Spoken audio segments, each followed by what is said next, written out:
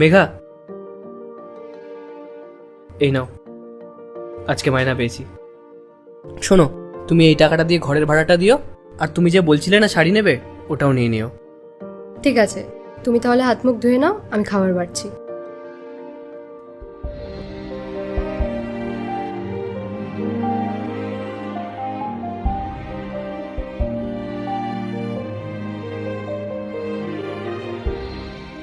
তোমার হাত মুখ ধোয়া হয়ে গেছে?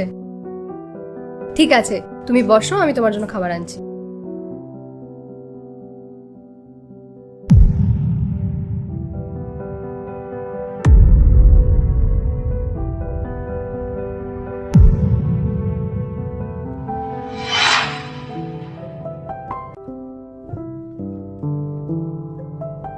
আরে ওটা ফেলো না, ওটা আমাকে দাও। কেন? এটা দিয়ে কি করবে? দাও, এটা আমার কাজে লেগে যাবে।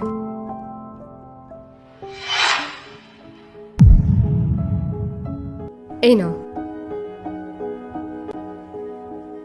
আচ্ছা শোনো, তোমার কাছে 100 টাকা হবে? 100 টাকা? কেন? আমার কিছু জিনিস কিনতে হতো, ওই জন্য। ঠিক আছে, তুমি দাঁড়াও, আমি আসছি। এই নাও।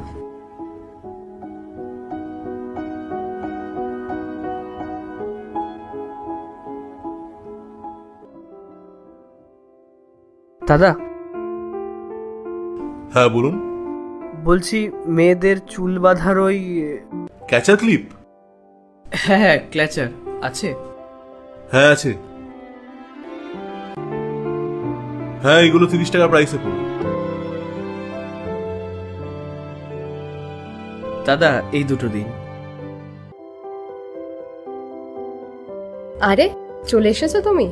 আমি কখন থেকে তোমার জন্য অপেক্ষা করছিলাম। ঠিক আছে, তুমি বসো, আমি তোমার জন্য জল নিয়ে আসছি।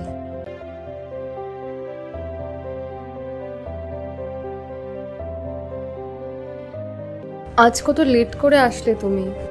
হ্যাঁ, আজকে একটু দেরি হয়ে গেল, একটু কাজ ছিল। আচ্ছা, তুমি শাড়ি কিনেছো? না, কেন?